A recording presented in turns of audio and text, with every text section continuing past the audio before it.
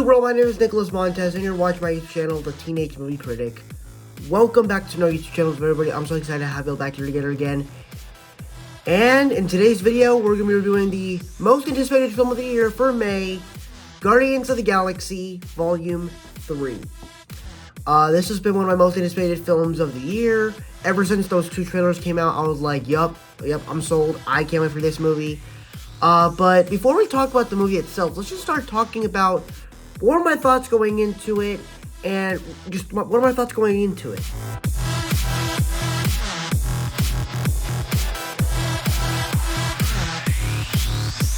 Alright, so what are my thoughts going into it? Well, to give you my thoughts on it, I mean, I was a huge fan of the first Guardians of the Galaxy, and I loved the characters. At first, back then I was a stupid Marvel fan, so I was just like Jack Kirby who just wanted to see action. But as I've gotten older, I've learned to appreciate the story of these movies, and really the story of these characters. And then, we got the second film. Wasn't crazy about it, but at the same time, I still really, as time has passed on, I learned to really like it because of the character moments. And then we get the Guardians interacting with the Avengers in the Avengers movies for a little bit. Get to see them appear in Thor: Love and Thunder. And then we get the holiday special, which I would say the holiday special was what really got me excited for this movie. And to also kind of mention, like, the James Gunn stuff of him getting fired and then he got brought back. This kind of feels like a situation that happened with No Way Home, where Spider-Man got kicked out of the MCU, but then got brought back. And that movie was awesome. And then you get this movie, James Gunn gets fired from Disney, brought back, and the movie's awesome. Well, I haven't told you about that yet, but spoiler alert, I guess. But now let's review the movie.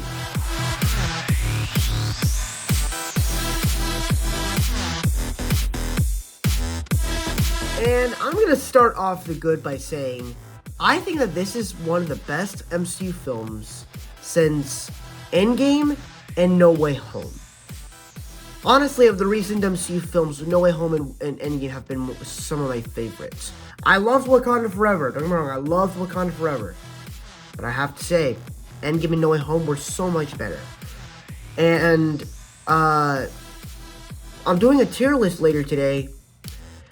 But here are my thoughts. So, let's just start talking about the movie. I mean, it really gave me what I wanted, but it also exceeded my expectations as to where I wanted. So, let's start talking about it. So, we open up with the Marvel logo, and I don't hear a lot of people talk about Marvel logos anymore, but this film really with the Marvel logo, this movie really establishes that this is a Guardians of the Galaxy movie. When you watch Wakanda Forever, it's established that that's a Black Panther film. That they don't really bring in any of the characters in the MCU besides maybe Ironheart with a tease Tony Stark, and also Valentina. And that's a cool thing. I like how they brought these characters and they didn't reference anything else. It was just this own thing. And it's like, I like how these films are Black Panther, they're Guardians films, they're James Gunn, Ryan Coogler films. They're unique stories. I like that. It's the director's vision. They're not MCU committee. It's their own thing. So yeah, we open up the movie, and it basically just opens up with the shots that we've seen throughout the entire trailer, with Baby Rocket in a whole little pile of other baby raccoons, and you see this hand just reach out, try to get him, and it zooms into his face, then zooms out to adult Rocket, and basically and then it has the song Creep, I think played by Radiohead. I think that's who sings it, which I didn't even know. Here's the thing though, I entered the movie theater missing a little bit of the beginning. Like, as soon as the scene where it cuts to the logo, that's where I showed up.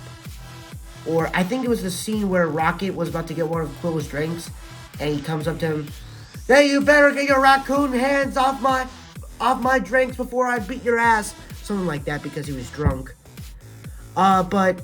It's because that it was kind of stressful when coming there, but overall we got to the movie fine. But once we were seated, Everything was fine.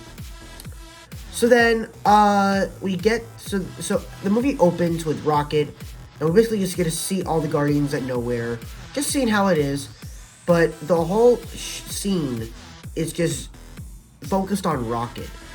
And in the way that it's all established, from the way the logo is, and the way that the titles come up, it's perfect.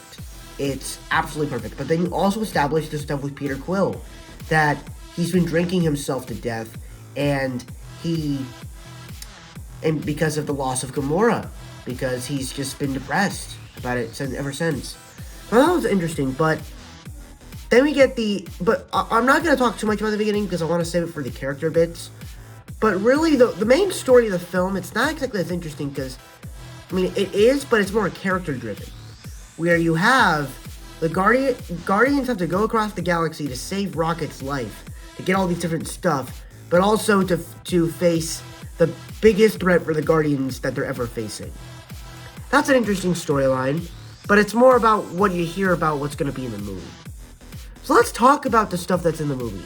Let's talk about the characters first, because I would say that this is probably the best thing to talk about.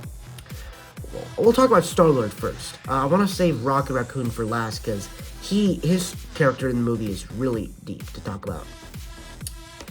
But his character is very interesting. As soon as you see him, I mean, he's a drunk who is just depressed about Gamora being gone, like I just talked about. But at the same time, once the mission gets going, once Adam Warlock shows up, Rocket's almost dying, he gets back into mission. So he's not this drunk guy. He's not like Thor, who is like, I don't think I can do it. I don't think I can do it. No, he gets back on mission. And so I really like that. And throughout the whole movie, he's just this leader. He's the leader of the Guardians. It's amazing that he was able to lead this team.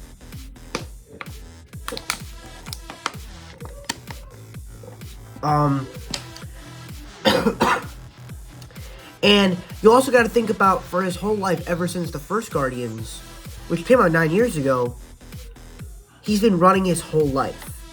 That, throughout the whole movie, like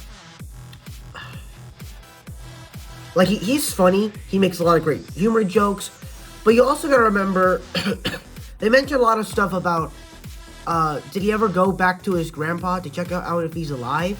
And he was like, my grandpa pushed me out of the room, he was angry at me, and he pushed me out of the room.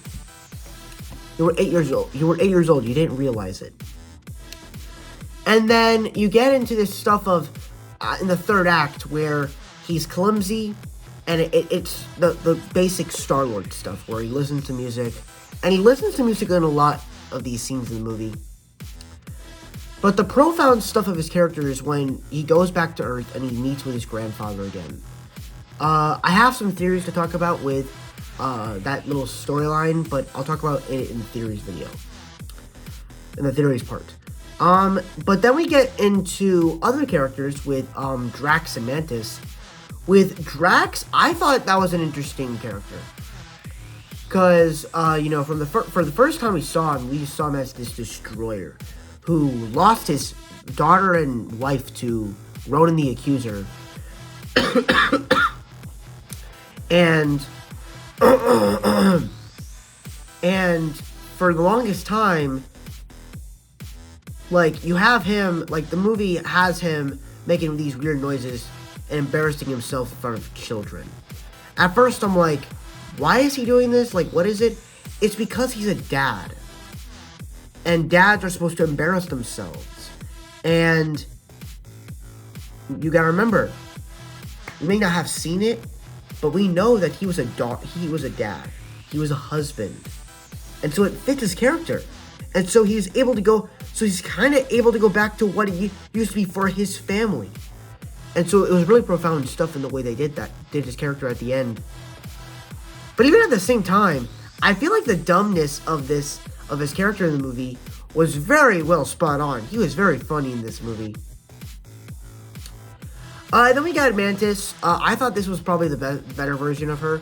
But the thing about Mantis and Drax in this movie is that I thought they were better well done in this movie than they were in the original, in the second film. And it really, the relationship of them really started better in the holiday special when they just started, you know, having a better friendship. They started doing better things. And then you also get like this great humor bits. But Mantis, I personally really did like. As you know, she's fun. She could also be very funny. She has some pretty standout moments, and she even like when she's fighting bad guys in the oroscope thing. She's awesome. She's like getting all these people to dance, act like a kitty cat, shoot out in rage. I mean, that's awesome. The next characters that I want to talk about is Nebula. For me, I feel like of all the characters in this movie, Nebula is probably the most. Really, all of these movies, Nebula is probably the most profound character. As we saw her in the first Guardians as the evil daughter of Thanos, who wanted to serve him and also serve Ronan, and basically help destroy all these different planets with Ronan. But then we see her in the second film, and she kind of grows. Then we see her in Infinity War. She becomes a part of the hero as she almost died for Gamora trying to get information out of her. And then in Endgame, she's one of the survivors. She spends 5 years with Rocket, and then once the Guardians come back, she forms a relationship with the past Gamora, plus joins the Guardians of the Galaxy, becomes a member of the Guardians of the Galaxy, and then even in the holiday special, she does really good. And so it's like, I thought it was kind of a clever thing they did. But even in this movie, of course, the new arm she gets is, of course, awesome. And even in the way she gets involved in all the action, it's all great. But what really improved me of this film, of this character in this movie, was that she was kind of like the leader of the group. She had a lot of nice scenes, and especially when Rocket is revived. And she's kind of relieved. She's like crying a little bit. It's like, that's profound. Like, I love that. Like, that's a cool detail that you don't get in. Like, this very cruel character, and she's crying over this little creature that she barely cared about, that was calling him a fox in the second film. That almost shot him to death. But now they're like long lost friends, and it's pretty great. And then let's talk about Groot. Groot is one character that I'm a little bit conflicted by, because this character in this movie is freaking cool. I mean, from the first time you see him, he's literally almost beating the crap out of Adam Warlock. He gets decapitated. And then you also just get like all these different scenes of like, he grows into this like Gigantor person. You see his little leaf tongue. You see him just grow. You see him get these guns out. I mean, like when Star-Lord gives him the guns, I was like, oh yeah, I know it's the setup for that scene, and that scene is still awesome. And then when they jump out of the ship, he grows wings. I'm like, I'm sold. This tree creature could do anything. I'm sold. I am sold. And then, even when he gets into the third act, like when Rocket is revived, he's hugging them. Oh, it's so emotional. But even in the scenes where we think Rocket's gonna die, and he's kind of like, it's like you feel the emotion in it, and then you get into the end of the film, and here's the profound thing about that scene. If you're talking, I know you're probably knowing what scene I'm talking about here. It's the scene where he says, "I love you guys." At first, I was like, "Wait." Oh, sorry, my something almost fell here. I was like, "Hold up, Groot's talking now? When did this become a thing?" But technically, in that moment, he technically did say, "I am Groot." But they kind of made this in a profound way where we have spent 9 years on the Guardians, and so when he said "I love you guys," that's the establishment that we as the audience have officially become part of the Guardians family. And when you think about that, that is just profound stuff. Just like the idea of that. That's awesome. That we've been on this journey. This movie was awesome. And we've now are officially part of that Guardians team. It kind of reminds me of what She-Hulk did. Where we've always been part of the MCU. We've watched these movies and now we can hear what he's saying. But but if you really think about it, we've always known what he's been saying. So in the next one, we'll talk about some of the characters before we get into Rocket. Cosmo and Kraglin, I thought were pretty good.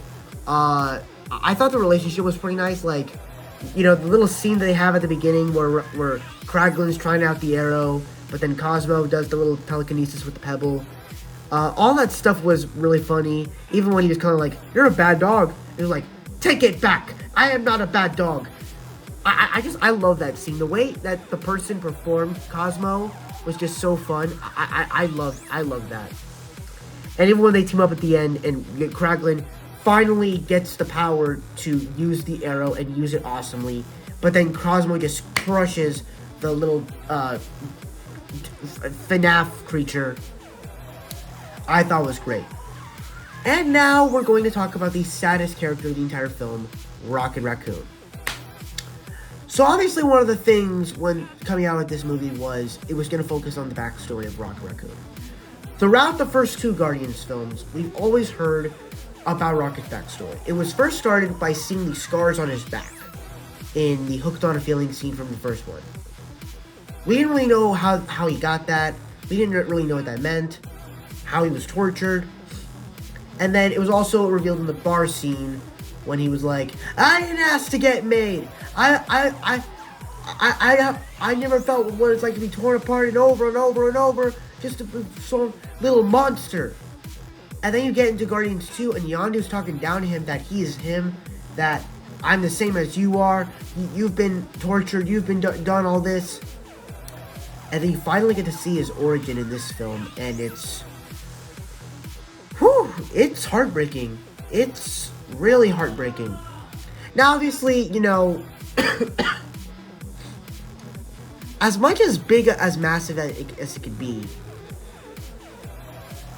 like, you have animals, you have this guy transforming animals into, like, little human creatures, though they kind of have that rage in them.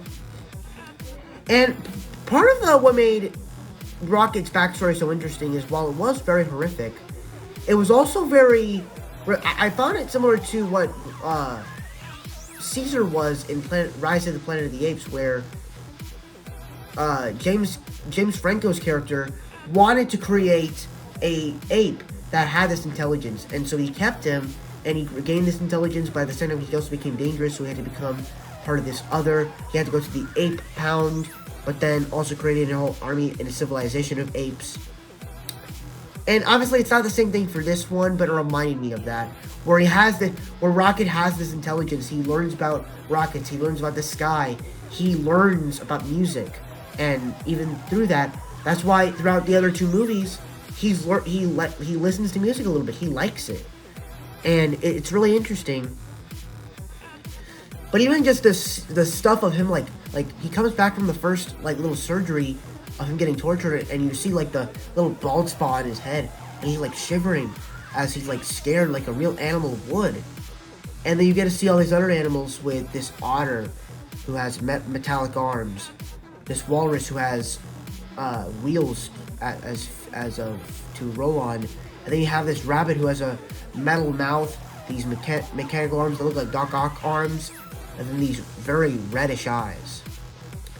And you're looking at all these characters, and I mean, like, you can just tell, like, it doesn't look right.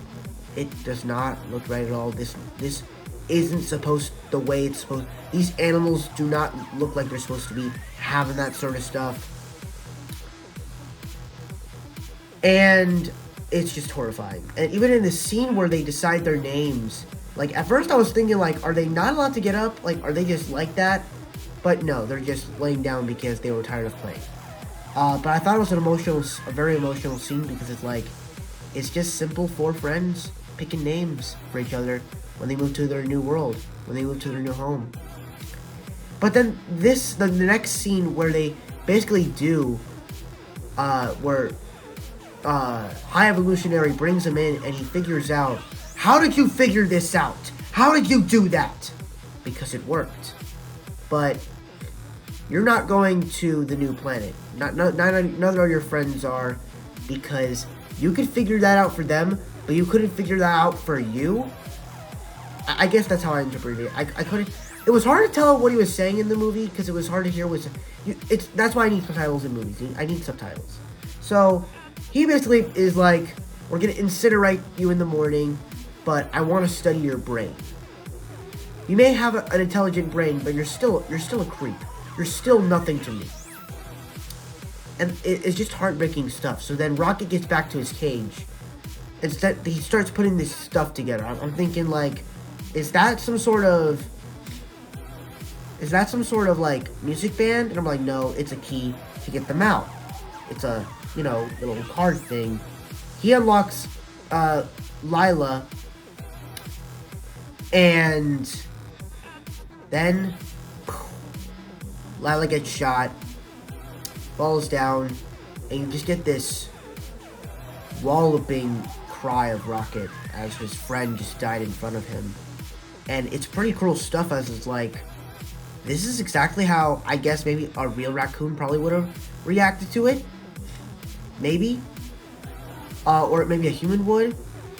And then you just have High Evolutionary just, alright, you win the crying contest 98P3, now back in the cage.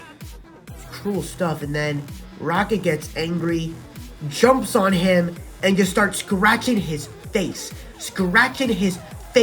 And the way James Gunn shot this, it's like you see the blooded mouth, the eyes, the horror in his eyes, and even the rabbit's saying, Rocket is Forgo now, and the walrus is saying, Rocket please stop. It's like, my God. And then the guards come in, Rocket grabs the gun, shoots them, and you think everything's okay. Start to realize they weren't trying to shoot Rocket. They were shooting the other ones that are trying to get out. And then realize Rocket was trying to save his friends and he couldn't. And it was terrible. So then he escapes, and that's pretty much the end of the backstory that we get of this film. But then we get into the stuff with him in Adam Warlock. I think that scene of him just attacking the base, just powerful stuff. Powerful stuff. And as soon as he's in peril and he's like having this heart procedure, I'm like, oh my God. Like you kind of feel the stakes that he's probably gonna die. And then you get him hooked up to all these tubes, and even then, it's just another thing that just doesn't look right. It doesn't look right at all. And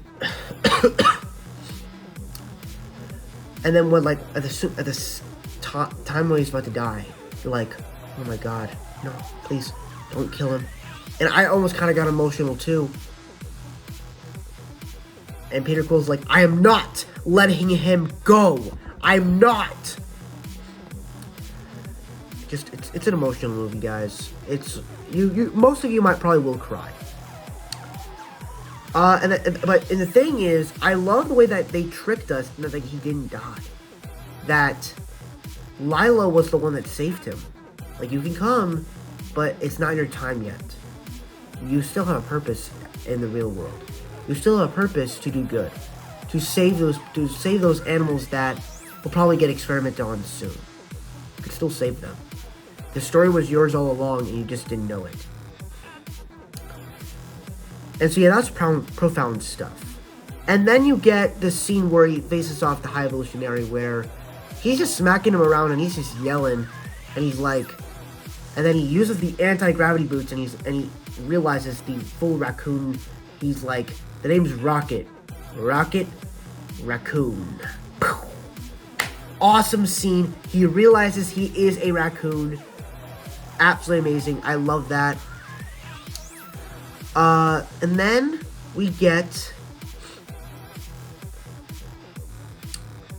him forming the Guardians. I like that little stuff. I like the new team that he got. I'm not the biggest fan of it, but we'll talk about it in a little bit. But overall, the team was great. And then, the stuff with Gamora I thought was pretty great. She was actually pretty funny. Just showing a different type of Gamora character. And then, of course, let's just talk about the other stuff. The action was great. There's this scene in the movie that's been talked about much this week with this hallways fight that is very well shot. But it also has this great song with No Sleep Till Brooklyn playing, and it's just one of the best scenes in the entire film. I loved it so much. And then we get, what else? Then all the other action scenes throughout the whole movie are great, and this is probably the best Guardians movie that has the best action. Mainly because it's like when characters are getting hurt, you feel the stakes through it. So I would say that's probably the best thing about when it comes to this movie. And then we get just the comedy. The comedy in it really overall worked. I thought was great. I will say I do have some negatives with it though, but we'll talk about that when we get into the bad. But it's not exactly a big deal though. And then also I guess we'll leave it on here. The soundtrack is amazing. All the songs are great. So I thought the soundtrack was great. And then of course, just experiencing it in the theater is just great. The theater I went to really has great sound design for the theater. Where it's like, it's loud, but you also feel the chairs vibrating because it's loud and it's awesome. So yeah, I really love this movie. Now let's talk about some of the bad, but more of nitpicks. Let's talk about the bad.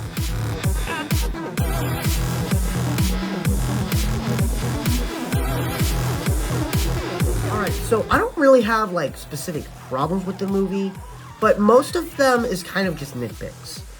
So I guess I would say the really only problem I really had with the film that really bothered me was really the stuff with Adam Warlock and the Gamora storyline. With Adam Warlock, obviously I heard a lot of stuff that he was not going to be in the movie that much. I mean, he kind of was, but not really, but he didn't really play a big part in it. He played it in the first scene, which I thought that first scene of him literally destroying the Guardians, I mean, decapitating Groot, he's the reason why Rocket was in peril. He was the reason why Rocket was almost dead throughout the entire movie. He literally destroys Nebula, beats the crap out of Drax, breaks Mantis's arm. I mean, it's crazy. But I will say this about Adam Warlock. I did like the way they did the character. I like the way Will Poulter played him as he is this newborn child. He played it to perfection. Like when the Yakko arrow hits him, he's like, "Who threw this thing at me, baby?" It's like it was a funny little line, and he's kind of funny throughout the whole movie, and even in the scene when he gets stabbed by Nebula, he's like, "That hurt." it's a funny little line. And even in the scene when it's like he tries to act so serious, but while he is a massive threat, he's also a very charismatic character, but he still doesn't know much about the universe yet. He doesn't really know about the laws yet and how to use his powers much. So he's very destructive. And so I thought that was kind of unique for that character, but he didn't feel like he needed to be in the movie all that much. And then the problem with Gamora that I have is, of course, I thought it was a cool idea to make her the leader of the Ravagers, to do something kind of unique and different. But here's where my problem is. As the audience, we know where this version of Gamora is from. It's from the 2014 timeline, the year where Guardians forms, but this is way before the Guardians are formed. This is during the scene. This is from the scene where Peter Quill is trying to steal the orb from Morag, and she's still on Nebula's ship, on Nebula and Thanos' ship. And I'm not quite sure, like, why do the Guardians keep saying, do you not remember any of this? Like, I feel like if you took her from another timeline, maybe they could have done something else unique, like maybe like Experience, like just redoing it again. Like, I trust you guys. I want to do this. You guys seem interesting. Like, he's the same Gamora in the way, but and even though she doesn't know about it, she doesn't remember. Well, not remember, but she doesn't know about it. She still has these feelings for Peter Quill and stuff like that. I wish they could have done that better. And then also the Ravagers, I feel like they could have been used more. It's like, you brought them in, she's the leader of the Ravagers, and then where did the Ravagers go for the rest of the movie? They just disappeared, they just brought Gamora here, and that's it? What? And then also some other nitpicks here. The whole costumes, I do love the costumes that they had in the movie. The only problem is, it's like, why do they have to get new costumes? And then also, what happened with with Star-Lord's mask and the jet boots? What happened to all that? You know what I mean? And then we get to, and also I like the fact that High Evolutionary was, I like how High Evolutionary was,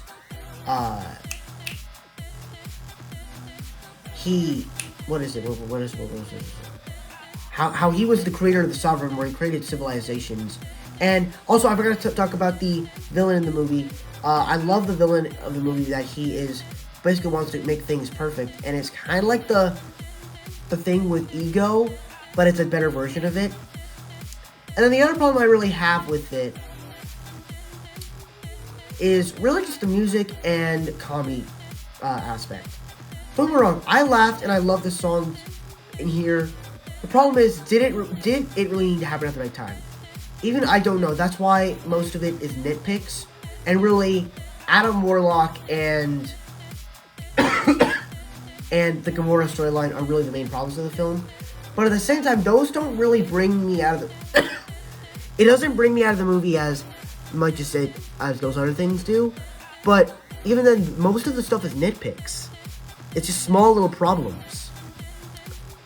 So it's not really big anything that brings me out of the film as much. Besides that, I thought this was a fantastic conclusion to the Guardians trilogy. It was amazing. It was action-packed, a great soundtrack, emotional, satisfying conclusion to these characters. Overall, great. And when you read the ending scene where they're all dancing together, that's awesome. So before I give my final score, be sure to comment down below, what were your thoughts on Guardians of the Galaxy Volume 3?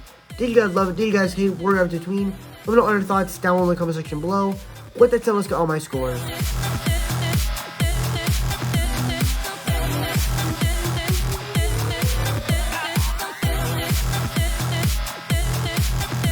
Alright, so that's it for my scores. Now we're going to talk about some theories. What are my thoughts on Phase 5? And am I excited for the next Marvel movie?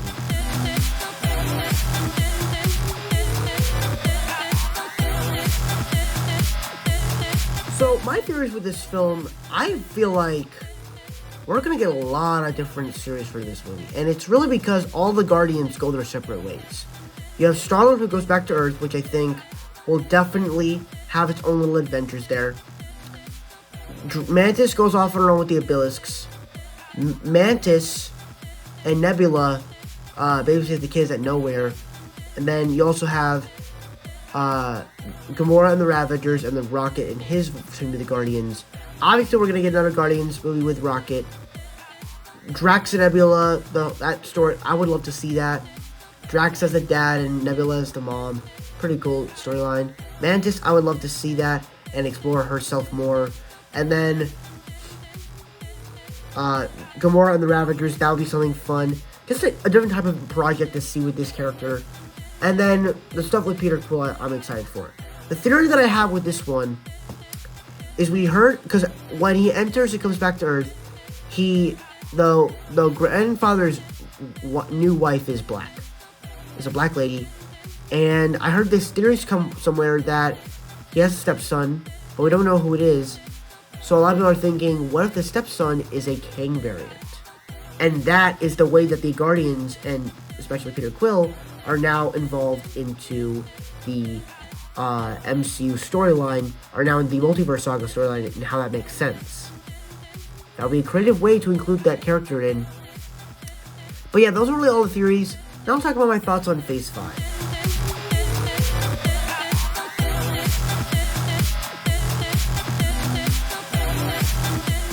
Alright, so what are my thoughts on Phase 5 right now? Overall, I mean, I was kind of disappointed with Ant-Man and the Wasp: Quantumania, especially because it was good, but it wasn't the best. There were better movies than that. But then we get Guardians 3, and it just really changes my perspective on what I think the MCU will be in the near future. So I have high hopes. High hopes. But that's really all I can say. I really hope Secret Invasion next month is good. I really hope that, what is it? Loki Season 2, The Marvels, they're good. Which, speaking of The Marvels, am I excited for the next Marvels movie?